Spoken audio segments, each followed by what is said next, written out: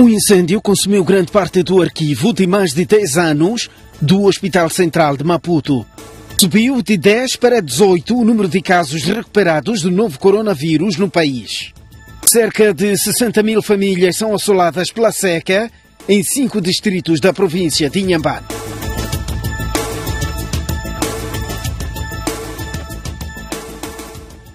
Muito boa noite, bem-vindos ao Jornal. Fogo com origem até aqui desconhecida consumiu na madrugada de hoje grande parte do arquivo do Hospital Central de Maputo.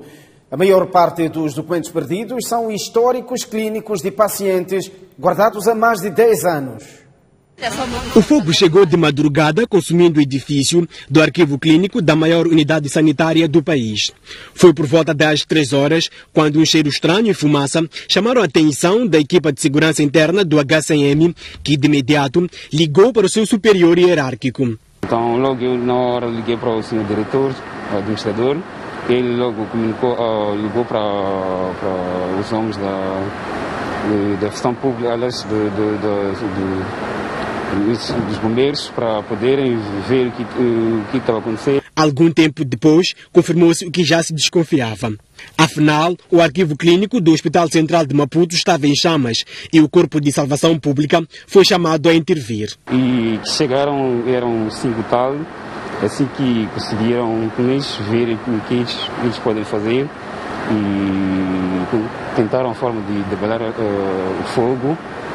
E não foi fácil. Ainda que o Serviço de Salvação Pública tenha feito a sua intervenção, não foi a tempo de evitar o pior. Como documentam as imagens, o fogo consumiu quase por completo este arquivo que se supõe que seja de pacientes com histórico de mais de 10 anos. Ou seja, o outro lado do arquivo mais recente está praticamente intacto. Então, no momento não é possível calcular os danos, que é certo que queimou praticamente todo o arquivo, todo este setor do arquivo, e esperamos que a situação se normalize, que é para avaliarmos os danos causados. Apesar de ser um arquivo com histórico de pacientes que recebem assistência há mais de 10 anos, a direção do hospital reconhece ser um grande prejuízo. Obviamente, por falta de um outro registro dos dados deste paciente, este paciente fica sem um processo e o médico terá que voltar a reconstruir a história clínica do paciente. Até aqui, não se sabe da origem do fogo, mas os bombeiros dizem que fizeram de tudo para garantir que o incêndio não se alastrasse para o local onde estão armazenados os documentos recentes. Todo o armazém do arquivo já estava envolvido em chamas.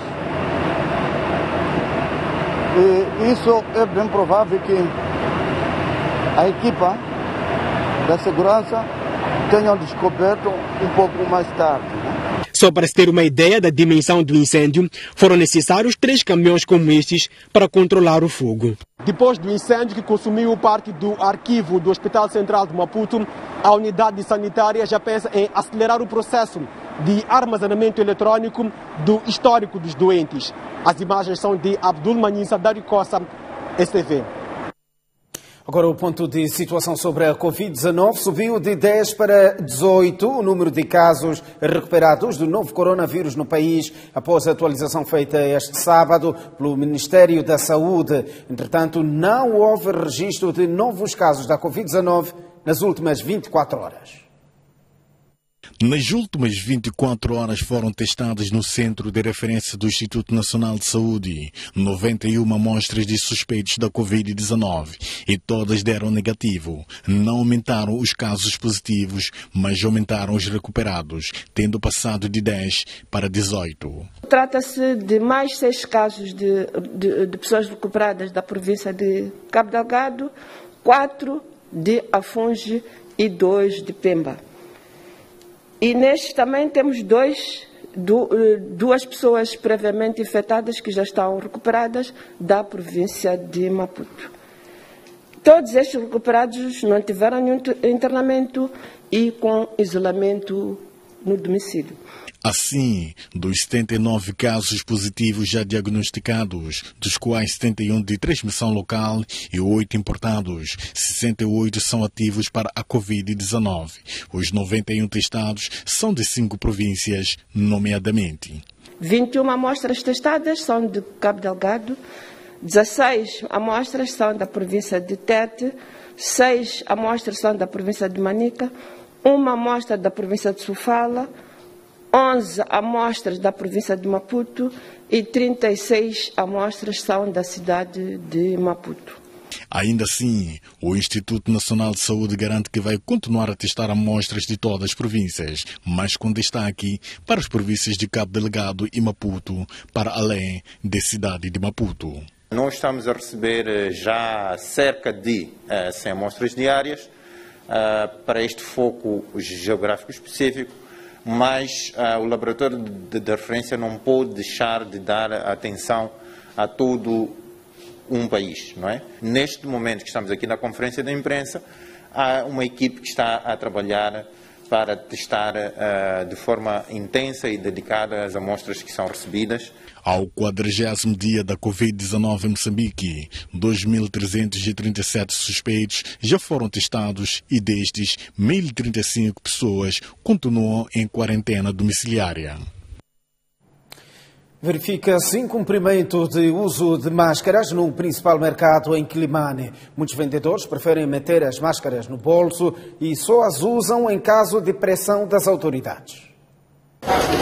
Desta maneira vai ser difícil debelar a propagação do novo coronavírus. No mercado central de Quilimane, homens e mulheres, mesmo com a informação necessária, pegam nas suas máscaras, guardam e usam mediante pressão das autoridades. A nossa reportagem deparou esta triste realidade numa altura em que o chefe de Estado prorrogou para mais 30 dias de estado de emergência no país. Aliás, esta situação prova a preocupação do chefe de Estado sobre incumprimento das medidas de prevenção da Covid-19 no seio de muitos moçambicanos.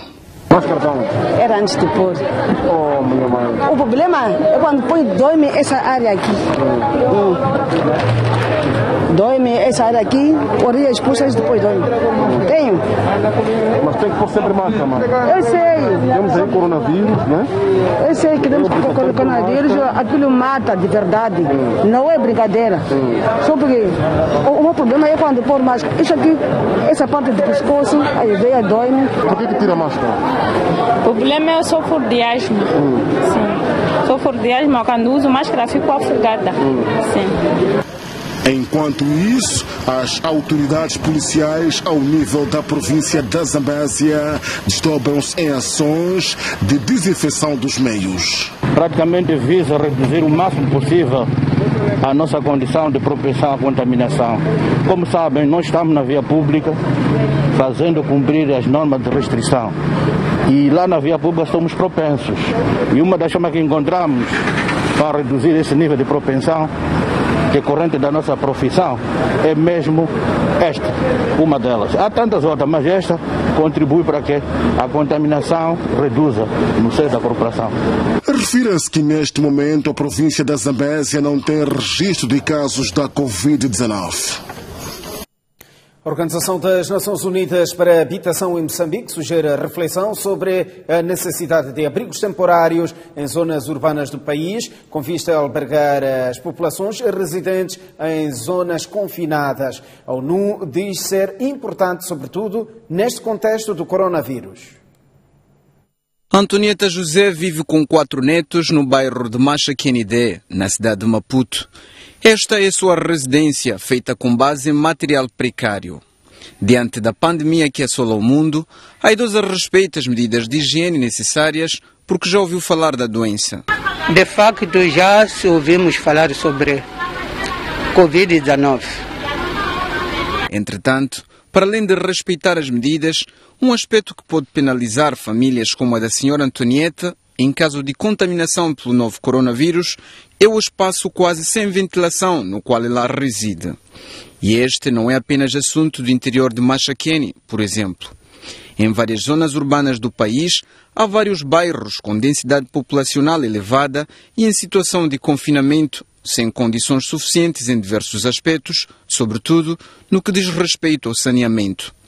Diante desta situação, a Organização das Nações Unidas para a Habitação em Moçambique entende que é a altura do país começar a refletir sobre isso. Pode-se, desde já, começar a avançar-se para um processo de mapeamento ou identificação de áreas dentro das zonas urbanas que podem funcionar como pontos de abrigos temporários para acomodar famílias em situações de vulnerabilidade e, de certa forma, permitir o descongestionamento, ou isto é, a redução da densidade em assentamentos informais. A ONU Habitat cita exemplos de locais que podem ser usados para albergar as populações em locais confinados. Podiam ser campos de futebol ou áreas disponíveis, espaços públicos, para o aprisionamento de habitações temporárias que permita nesses bairros ou que existam a maior eclosão de casos do Covid,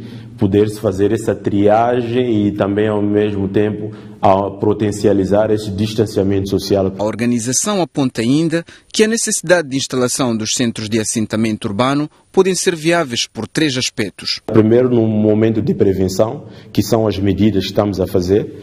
O segundo, olhar no momento da resposta, no caso de nós começarmos a ter uma eclosão em áreas urbanas de concentração. E o terceiro tem a ver com a recuperação, isto é, daqui a alguns meses, como é que poderíamos ter ações efetivas para melhorar esses assentamentos informais. Moçambique tem um programa de assentamentos informais elaborado e aprovado em 2011, mas falta sua efetiva implementação. O empresário Suleiman Amogi diz que a isenção de impostos não vai resolver o problema das pequenas e médias empresas. Amogi defende que o governo deve tomar medidas para aliviar as contas e proteger o emprego. Suleiman Amogi é empresário com experiência na política, tendo sido edil de Vilanculo por 15 anos. Amogi teve de fechar parte das suas empresas para reduzir os prejuízos e por isso defende que a isenção de impostos não vai resolver o problema das pequenas e médias empresas. Como é que funcionaria o Estado? Como é que funcionaria o governo todo? Como é que funcionaria todas as instituições do Estado sem ter esses impostos que nós pagamos? Que vai ser pouco. Portanto, o Estado também vai ressentir disso. O governo vai ressentir também desta crise. Amogi vai mais longe e aponta medidas que, na sua opinião, podem aliviar os custos das empresas. Eu penso que uma delas seria dizer assim, olha, empresas, nós somos o governo, né? Olha, vocês não vão agora assumir o despedimento dos trabalhadores, nós vamos diminuir com alguns custos vossos e vocês continuem a trabalhar, nem que for a meio gás, que é para quando a retoma começar, nós estarmos prontos. O maior custo, por exemplo, de grandes operadores turísticos é o custo da energia, por exemplo. Né? Vocês não paguem energia durante 3 meses, ficam isentos desse pagamento neste período, mas têm esta condição, mas esta condição e aquela condição. Com apenas parte das suas empresas a funcionar, Amogi diz que, ainda assim, o que consegue vender serve apenas para pagar os custos de operação.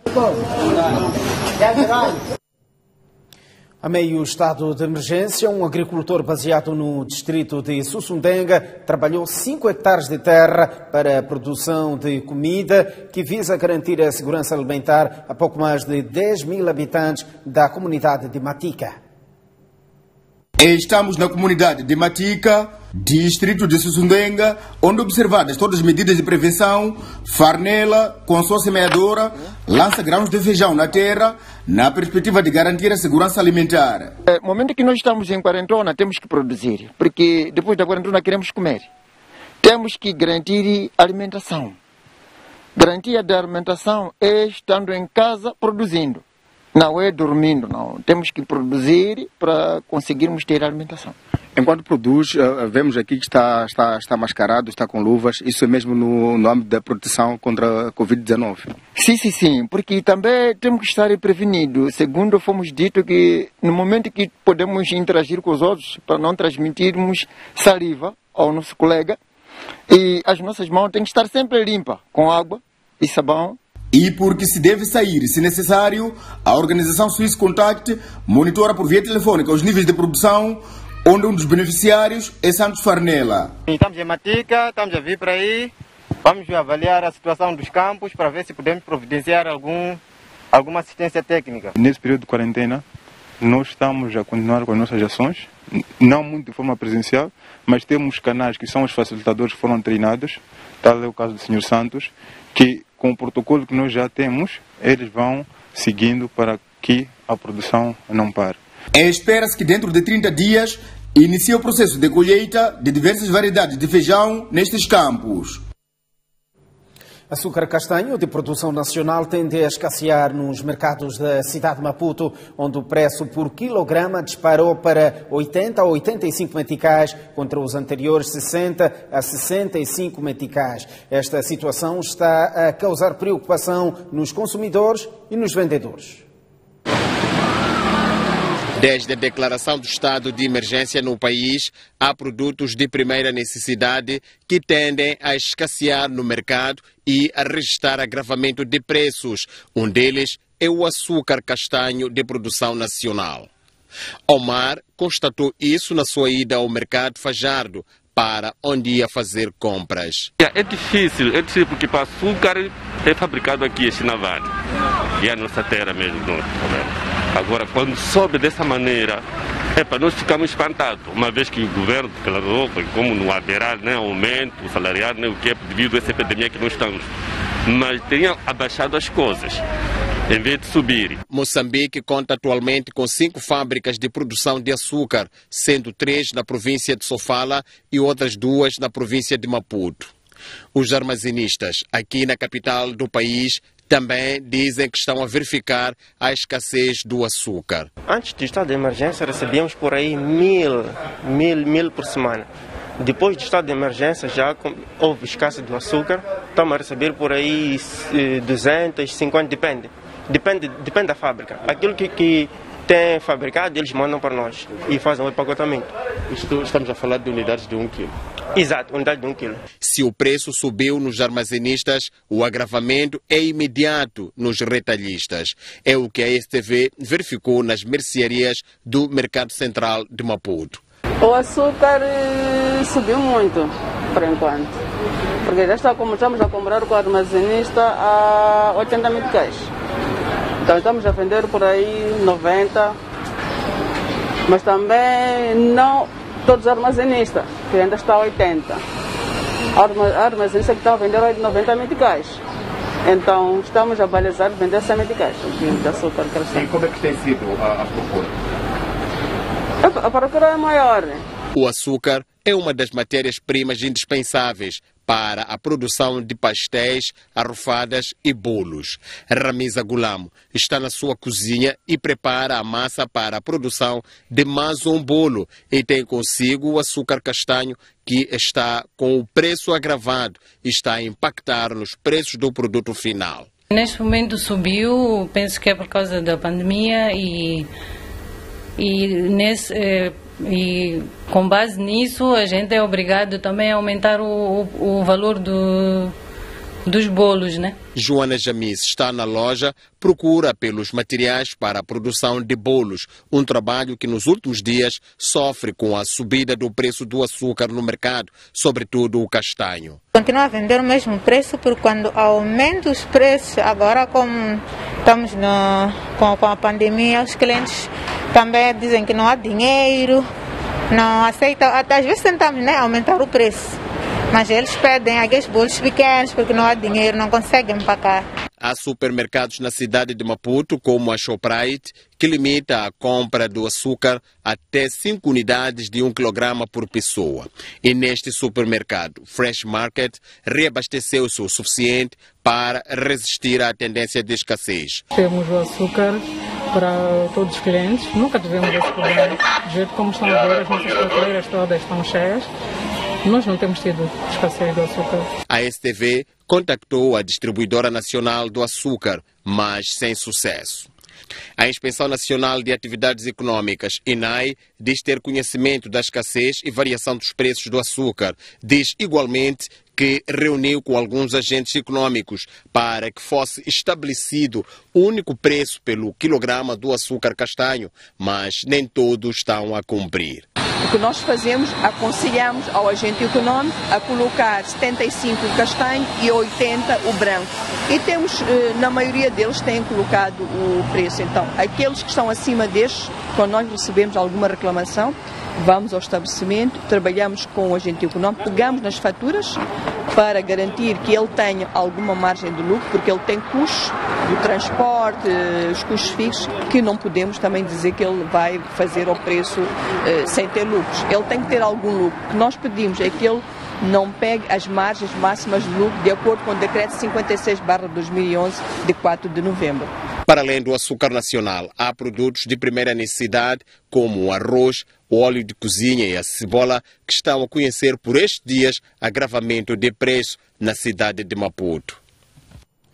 Ignorando todos os riscos, em alguns bairros da cidade de Maputo, a produção, comercialização e consumo de bebidas alcoólicas de fabrico caseiro continua. Entretanto, autoridades da saúde não recomendam o consumo de álcool neste período de propagação da Covid-19.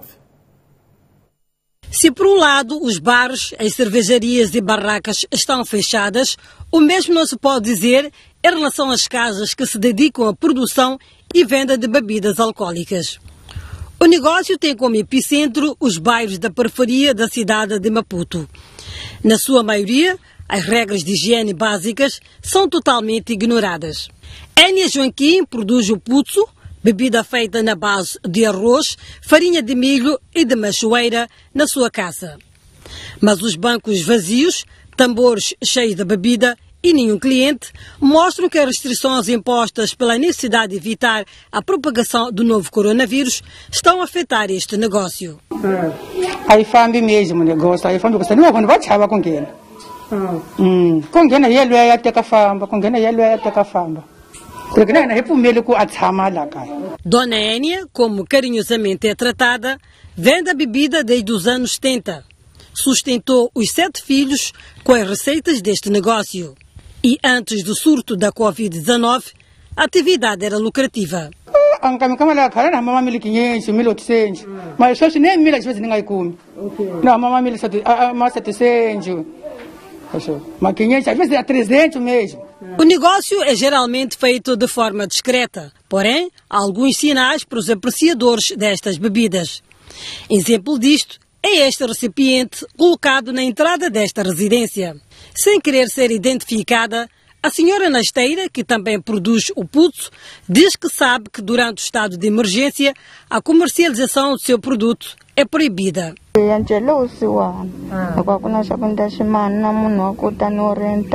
Ainda assim, a senhora procura seguir as recomendações das autoridades da saúde, a começar pela colocação de um balde com água e sabão na entrada. Aqui, os preços da bebida variam entre 20 a 50 meticais, dependendo do tamanho do recipiente. Agora que começou esta doença, não deixa muita gente entrar. E conforme pode ver os bancos, cada banco tem que sentar. Uma pessoa é 2. E antes de entrar a casa, primeiro tem que passar dali da lavadeira, passar as mãos e sabão. Depois pode entrar. Depois de consumir, tem que sair para fora. Não pode ficar muito cheia a casa. A procura por xilalassane, bebida feita na base do ananás, farinha de milho e açúcar, começa logo nas primeiras horas do dia. Homens, mulheres, jovens e idosos fazem parte do grupo de clientes. Ao se aperceberem da presença da STV, alguns fogem. Nesta casa, a ideia é continuar a vender, mas cumprindo com todas as recomendações. Provemos de que não temos muitos copos, então, ultimamente tem essas garrafas de água mineral. Nós cortamos as garrafas, lavamos, deixamos bem limpas. Quando a pessoa está para beber, tem que pegar aquele copo feito pela garrafa de água mineral e pode estar aí a beber, não trocar o copo. Os copos, esses não são suficientes, mas cada um usa o seu. De vez em quando, muito mais, só para poder alterar um bocado de memória, né? Só para ter uma brisa. O meu trabalho que eu faço é um trabalho muito, assim, um pouco complicado. Sou vidraceiro, sim, sou vidraceiro. Zananzika ku zietlela na preparar ele zivuka dzibavile zvotlha saunwa O especialista em saúde mental alerta que o consumo do álcool enfraquece o sistema imunológico e deixa o corpo mais vulnerável às infecções, tal como é o caso da Covid-19. É basicamente no processo de fermentação que há muitas alterações, porque muitos ou alguns usam catalisadores que não são consentâneos com aquilo que é a saúde dos indivíduos, catalisadores para a fermentação, que podem ser muito prejudiciais para os indivíduos. Já tivemos casos de indivíduos que usam a pilha, por exemplo, para poder fermentar as bebidas alcoólicas. Temos indivíduos que usam o açúcar, pode não ser muito prejudicial. Temos indivíduos que usam resíduos de madeira, estamos a falar de serradura. Joaquim Matavel explica que não existe nenhum decreto que regula a produção e o consumo de bebidas de fabrico caseiro, mas estão em curso pesquisas para determinar o teor alcoólico e os danos que estas provocam à saúde. É basicamente no processo de fermentação que há muitas alterações. Em Moçambique, o consumo do álcool é a terceira causa das doenças mentais nos adolescentes e jovens. Em 2019, mais de 9 mil indivíduos com idades compreendidas entre 15 a 35 anos procuraram os serviços de psiquiatria por perturbações mentais e do comportamento relacionado com o consumo do álcool e outras substâncias psicotrópicas. Cerca de 60 mil famílias são assoladas pela seca em 5 distritos da província de Inhambane. Veja a seguir a história de famílias que lançaram a semente à terra, mas sem chuva não foi possível tirar nada da machamba. A beleza do céu azul contrasta com esta imagem triste que se vê em todas as machambas no distrito de Mabote. O senhor Antônio Maziv, por exemplo, trabalhou 6 hectares de terra e plantou milho e amendoim. Sem chuva e sem sistema de irrigação, o senhor Maziv perdeu tudo que lançou à terra. Mas se você ali momo o gel, Junungaja. Se faz que na temanga. Ao sangue chum. Ako kumekanga chum. A vula yoyo. A vula ali lá inanga. E porque a agricultura é sua única fonte de renda, para ele a esperança foi a primeira a morrer. Isso é a hinangela yunganyane ukutsama ntsena. A hitira mahi. Mas por aqui não é só comida que está em falta. A água fica a pelo menos 5 quilômetros da sua casa, uma distância que é feita a pé todos os dias. Qual as coisas que ungahi mahela zone como não cone famba pelo menos 5 quilômetros que a camata 6 Mimi bidon. Mimi bidon. Me bidon mungane esse. 6 a 7. O senhor Severiano vem de longe e pelo menos ele tem como carregar água para si e outras famílias com quem vive na mesma comunidade. Matulomo makumalaji bilhen. E a meti ngwane itsauken itsamele ma 5 km ngwane 10 ngwane 12 mas e prosumara kuti takamata kwala chibule ya nzi to masiku nzi ta siku ginwe nzi ta pelo menos 200 litros 400 litros ya mate pranzanzana 2 dias 3 dias nzi ta kamama. A senhora Amélia Rafael vive com a irmã e mais 2 crianças. Sem nada na machamba, elas até tentaram investir num negócio que, entretanto, não deu certo. Já kuxavisa xavisa né já xaviu hakuna movimento emakama badge. Já mais sacoini kasmo kuma joga. Já hena plano ya kuhita mahayino para kuma joga. A falta de alimentos aqui é tão grave que ela nem sequer sabe o que vai comer no dia seguinte. Anzi swi tivi no estava nyika yini hikuva ndzi tshemba negosyo ne a byi xaviwa ja ku ndzi ta va nyika yini vana na ndzi swi tivi ndzi na ja ku maha nyamuhla zwini mu toka nyamuhla ula u gawusha no mubavi. Se por um lado o futuro é uma incógnita, por outro o presente é sombrio.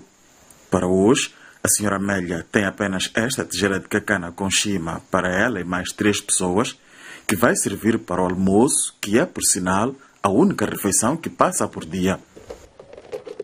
O distrito de Mabote é apenas um exemplo do drama que vivem as famílias afetadas pela seca em Inhambane.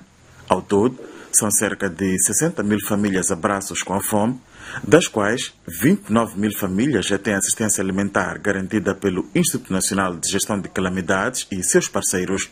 Por causa dessa questão das chuvas que ainda escasseiam nos distritos áridos, sobretudo, o INGC e parceiros está em negociação para ver se podemos dar mais 2 meses, que são 60 dias, que é para ver se essa segunda época agrícola as populações tenham comida para autossustento. O INGC, como instituição, está a fazer assistência. Neste momento estamos a assistir a população do distrito de Inhassoro.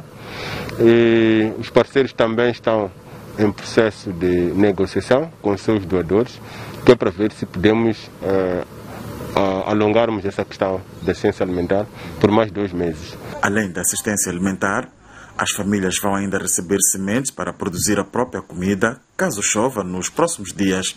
Segunda distribuição de semente, onde planificamos cerca de 9.500 famílias. Então, esta assistência em semente vem responder àquilo que são as necessidades em semente e para potenciarmos a segunda época agrícola.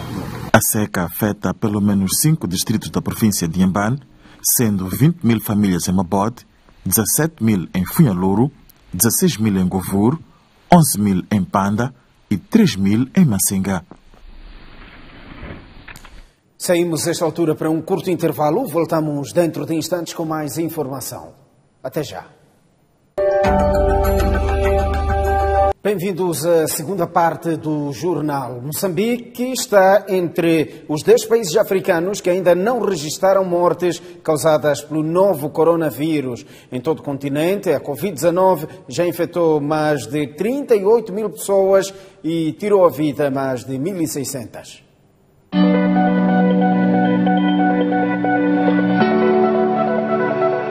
Visto como um continente em que o impacto da Covid-19 seria catastrófico, a África tem estado a lutar para conter a rápida propagação da pneumonia viral, que em todo o mundo já tirou a vida a mais de 230 mil pessoas.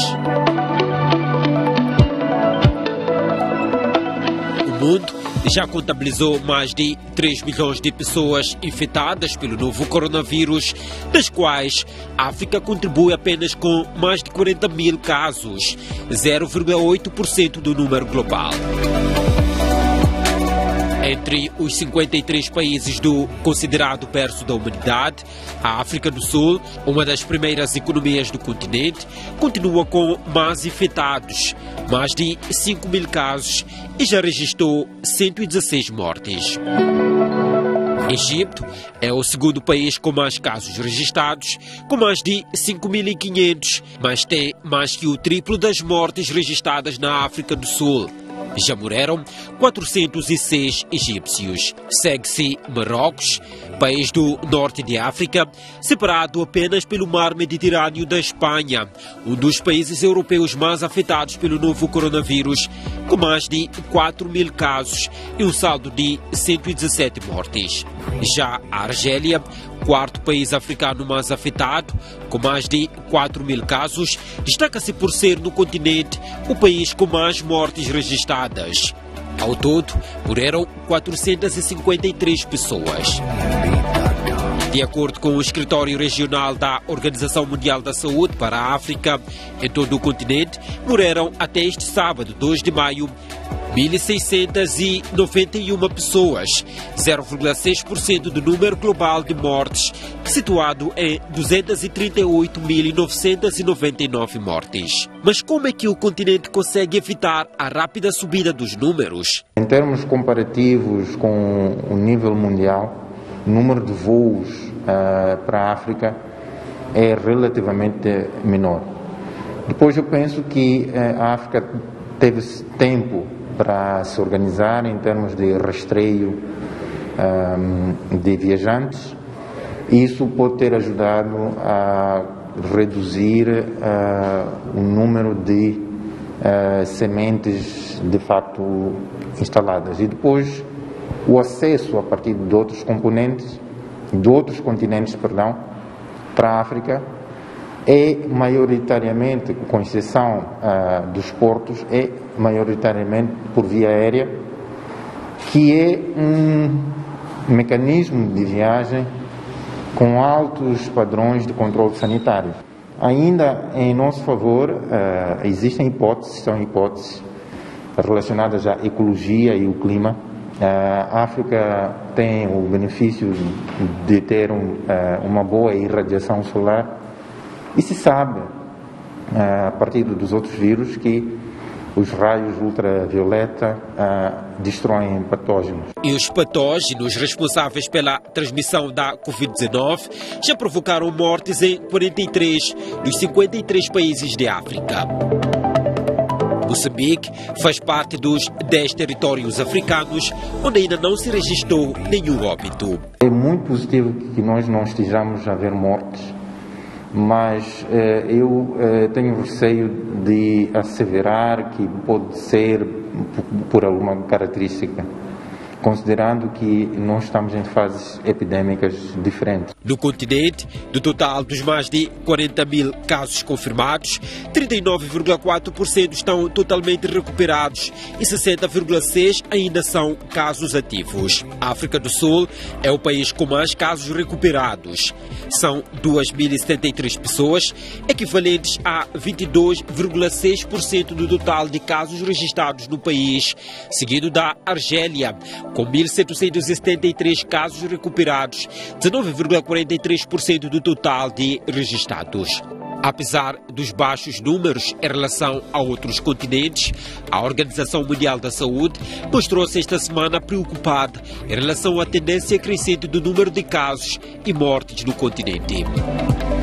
O futuro permanece uma incógnita, mas todos os Estados esforçam-se dia após dia para evitar o pior cenário.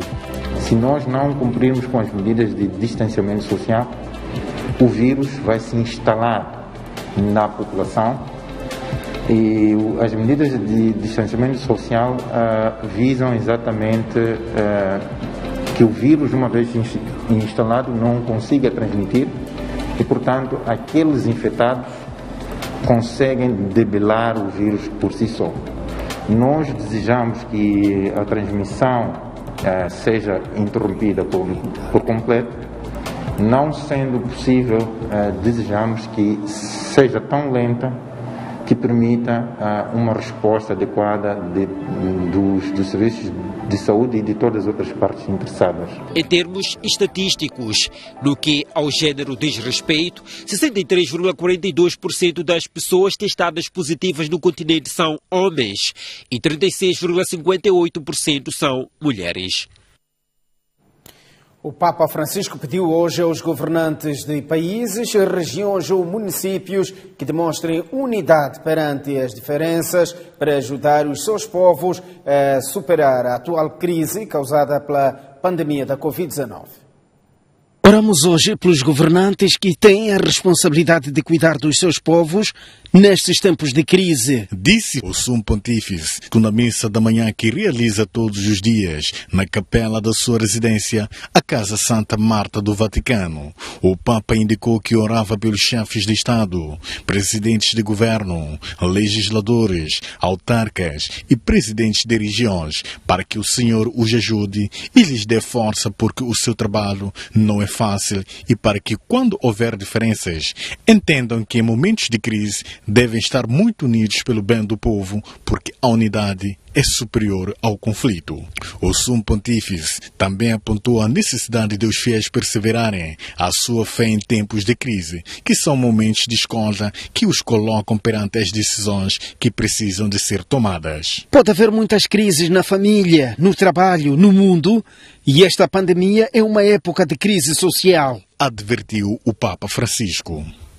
Na sua oração, lembrou um ditado da sua terra, a Argentina, que diz que: quando andares a cavalo e precisares de atravessar um rio, por favor não troques de cavalo no meio do rio. Para explicar que em momentos de crise, a pessoa deve ser muito firme na sua convicção da fé. A nível global, a pandemia de Covid-19 já provocou mais de 235 mil mortos e infectou mais de 3,3 milhões de pessoas em 195 países e territórios. Mais de 1 milhão de doentes foram considerados curados. Itália e França registraram menos mortes pela pandemia da Covid-19 nas últimas 24 horas. A Itália registrou menos 16 óbitos, enquanto que a França teve uma redução de 71 mortes. O Reino Unido registrou mais 739 mortes em 24 horas de pessoas infectadas com o novo coronavírus. Um aumento em relação aos dados anteriores. O total de óbitos supera agora os 27.500. No país, foram confirmados mais de 6.200 novos casos de infecção. Em termos de casos ativos, o país conta com pelo menos 149.600. Na Espanha, houve também um aumento, ainda que pequeno, do número de mortes em 24 horas. Registaram-se 281 óbitos e o país soma mais de 24.800 mortes. Enquanto o número de recuperados ultrapassa os 142 mil, as autoridades mostram-se confiantes no trabalho que tem sido realizado. Na Itália, o número de mortes voltou a baixar, 269, menos 16 do que nas 24 horas anteriores. O país tem quase 101 mil casos ativos do vírus, enquanto o número de recuperados superou a fasquia dos 78.200 e de mortos os 28.200. Também na França, morreram menos pessoas em 24 horas. O país acumula mais de 24.500 mortes, depois de somadas as mais recentes, 218. Ainda assim, faleceram menos 71 pessoas do que no dia anterior. Há mais de 93 mil casos ativos do vírus e quando se prepara o desconfinamento, as autoridades passam a divulgar uma classificação diária da evolução da pandemia por regiões. A Igreja Católica em Moçambique realizou este sábado uma missa de celebração da memória de Dom Manuel Vieira Pinto, que faleceu esta semana em Portugal. Trata-se de uma figura que serviu a palavra de Deus em Nampula e foi expulso por ordens do governo colonial português por apoiar a causa da independência do povo moçambicano.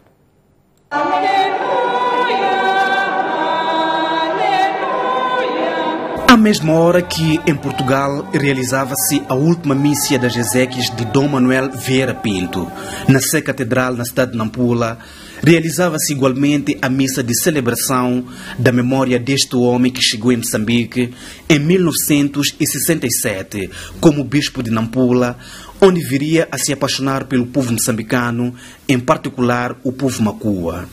Enquanto esteve como pastor desta igreja local, fundou a nossa congregação das Irmãs de Nossa Senhora da Paz e da Misericórdia, nascida mesmo em tempo de guerra. Daí a razão de ser do nome, porque somos Irmãs de Nossa Senhora da Paz e da Misericórdia. Um homem que, para além de pregar a palavra de Deus, dedicou as suas forças e sabedoria à causa do povo moçambicano, o sonho de um povo livre da opressão colonial. O seu amor pelo povo Macua era tal que dizia abertamente que sonhava morrer e ser enterrado aqui em Nampula. Este é um sonho que qualquer cristão, no tempo em que ele celebrava a Eucaristia, teve a oportunidade de saber, porque ele nunca falou em segredo, mas foi sempre abertamente que disse: por amor a este povo, eu gostaria de aqui morrer e aqui ser enterrado, aqui à porta da catedral, e os meus irmãos poderem passar por cima do meu túmulo.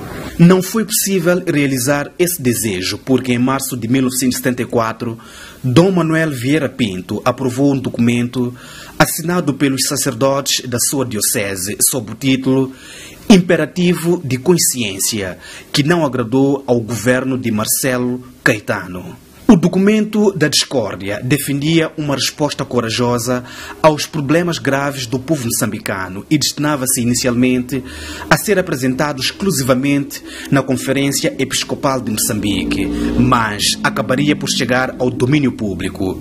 No mesmo ano, deixa Moçambique e parte para Lisboa, não por vontade própria. O arcebispo Dom Manuel Vieira Pinto foi um grande homem. Nós sabemos que ele foi efetivamente expulso da nossa pátria, Moçambique, porque estava a apoiar o povo moçambicano, estava a apoiar a família moçambicana naqueles tempos. Igualmente, nós nos recordamos e estamos cientes todos que o nosso arcebispo que partiu de entre nós, ele foi o homem de paz, ele foi o homem de amor. Um amor que os seus irmãos em Cristo fazem questão de manifestar reciprocidade nesta missa que marca o adeus a Dom Manuel Vieira Pinto. Creio que sejam estas palavras que Dom Manuel diz ainda hoje a todos nós lá do céu. Arquidiocese de Nampula, minhas filhas da paz e misericórdia, o tempo da idade adulta já chegou. E agora? Que me seja permitido acrescentar: o tempo da idade adulta já chegou, na verdade. Mas Dom Manuel não nos deixou órfãos, porque ele nos deixou na igreja, família de Deus. As primeiras investigações em torno dos supostos pescadores paquistaneses que foram encontrados à deriva próximo à cidade da Beira na passada quinta-feira levantam suspeitas sobre a verdadeira atividade dos mesmos e o governo reforçou a vigilância sobre os suspeitos.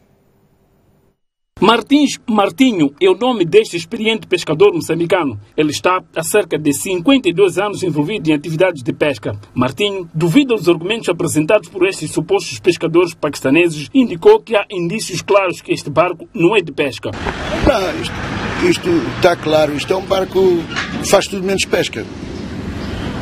Primeiro, não tem material de pesca.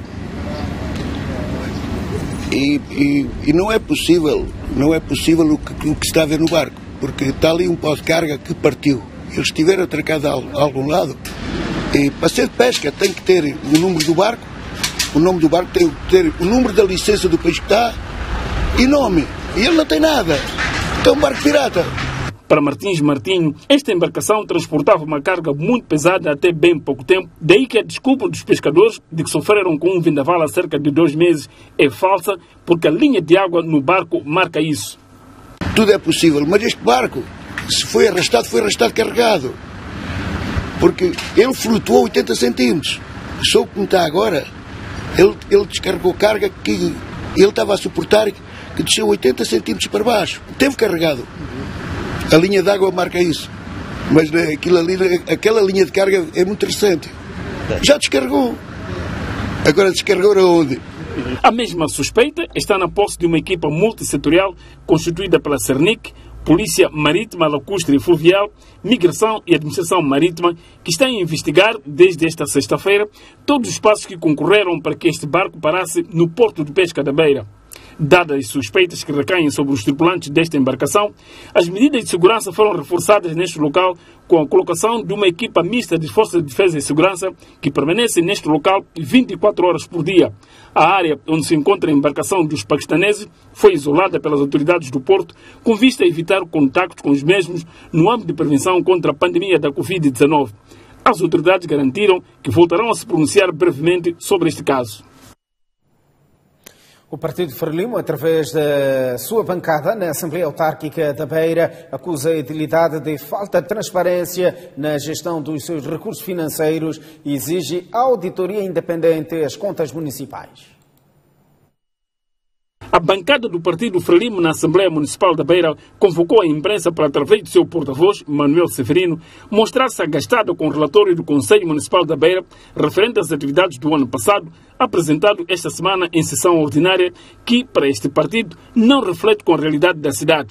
A maior preocupação da Frelimo prende-se com uma alegada má gestão financeira da idilidade e apontou 2 exemplos envolvendo os presidentes da Assembleia Municipal e do Conselho Municipal da Beira.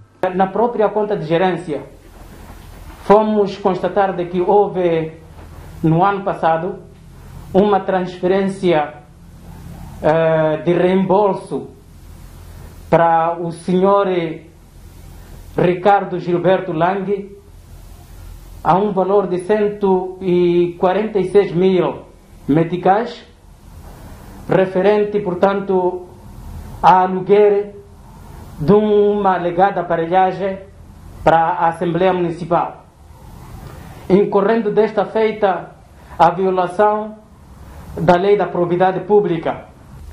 Também na própria conta de gerência fomos notar um reembolso ao senhor Davis Mpevo Simango num valor de cerca de 54 mil meticais, referente à compra de um laptop. Isto viola o decreto, a Lei 5/2015, sobre o fornecimento de bens e serviços ao Estado. O Conselho Municipal da Beira, através do seu vereador das Finanças, já reagiu às acusações da bancada da Frelimo, referindo que a mesma está equivocada e, recorrendo-se ao relatório em causa, explicou. Na página 172 tem aqui a descrição efetivamente daquilo que aconteceu. Lê-se, pagamento de reembolso. Quando que existe reembolso? Existe reembolso se alguém adiantou a aquisição de um bem em nome do Conselho Municipal. É preciso compreender que, em relação aos adiantamentos, a lei não proíbe adiantamentos, mas que esses adiantamentos tenham justificativos e os bens adquiridos sejam inventariados tanto na instituição. Todos os bens, incluindo o computador em que Sua Excelência Presidente do Conselho Municipal adiantou com o seu dinheiro, está inventariado. Refira-se que nesta conferência de imprensa, a Frelimo garantiu que irá remeter um ofício ao Ministério das Finanças, Tribunal Administrativo e Procuradoria, exigindo uma auditoria às contas do Conselho Municipal da Beira. Estamos à beira de mais um intervalo, mas antes o estado do tempo para as principais cidades moçambicanas. Maputo irá amanhã registrar 30 graus de máxima e 18 de mínima, mesma temperatura para Xai-Xai, portanto 30 de máxima e 18 de mínima. Inhambane, 31 graus de máxima e 20 de mínima. Centro do país, Tete, 33 de máxima e 20 de mínima, 26 graus de máxima para Chimoio e 16 de mínima. Na Beira teremos uma máxima de 29 graus e uma mínima de 20. Climane, 29 de máxima e 21 de mínima. Norte do país, Lixinga, 27 de máxima, 16 de mínima, 31 de máxima para Pemba e 20 de mínima, 30 graus de máxima para... Muito boa noite, uma vez mais, bem-vindos à terceira e última parte do jornal, diante da indefinição sobre o regresso das competições. As campeãs africanas, Odélia Mafanella e Anabela Cossa, tentam não perder a forma e o ritmo a que estavam habituadas antes da eclosão do novo coronavírus. As atletas juntam-se a tantas outras vozes e apelam para que as pessoas cumpram com as medidas de prevenção contra a Covid-19. Para manter a forma física durante essa suspensão das competições devido à pandemia Covid-19, eu tenho cumprido na íntegra com o programa do preparador físico e do nosso treinador do clube. E assim será por mais um mês ou mais. Quem as viu brilhar em 2019 nas terras de Faraó deve saber que este afastamento não tem sido fácil suportar, porque é nas quadras onde depositam a energia toda.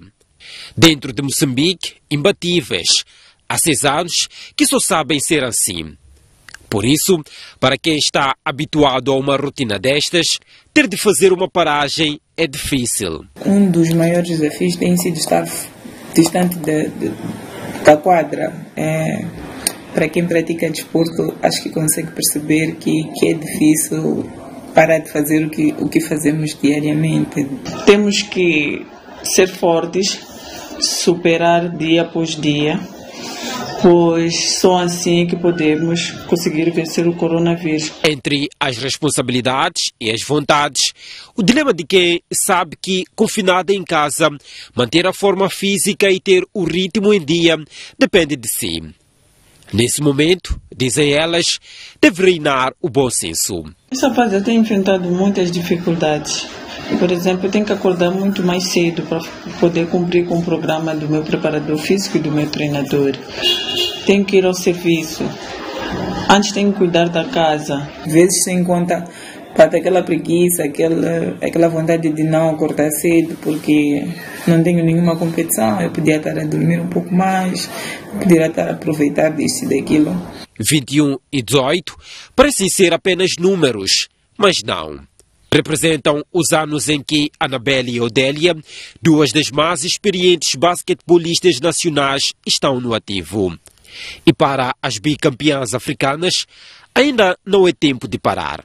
Acho que ainda tenho muito para dar, tanto física como psiquicamente. Então, enquanto puder, vou tentar dar o meu máximo, tanto pelo clube como pelo país. Enquanto eu estiver em forma e a minha capacidade física for a desejável e os treinadores ou o clube ainda depositarem a confiança em mim, eu vou continuar a contribuir com a minha experiência, a contribuir com a minha performance, a fazer o que eu mais gosto. Em tempos atribulados por causa do novo coronavírus, uma mensagem daquelas que prometem no regresso às quadras alegrar o povo que as motiva a conseguir tantas conquistas. Vamos cuidar-nos para amanhã podermos estar juntos, para que amanhã a gente possa ir ao campo, desfrutarmos de tudo aquilo que nós moçambicanos gostamos. O distanciamento social durante muito tempo é difícil, sim, mas temos que ser fortes pela saúde. A saúde está em primeiro lugar. Venceremos. Do fundo do meu coração, acredito que venceremos. O discurso de Martin Luther King, dito em Washington, nos Estados Unidos. Foi em 1963 e o tempo não o apagou. Anabelle e Odélia apoiam-se nessas palavras de liberdade e esperança. Tudo o que precisamos para um futuro que não se sabe quando será. Quando isto passar, eu quero voltar. Quero voltar aos meus amigos e abraçar. Quero, por um aperto de mão, sentir a vida correr nas veias de um irmão. Quando isto passar, meus irmãos, quero dar um golpe às barreiras de hoje. Quero dispensar a máscara e ser mais eu.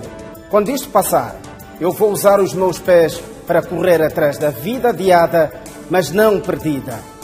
Este meu e nosso desejo só se alcança quando tudo isto passar. Muito boa noite.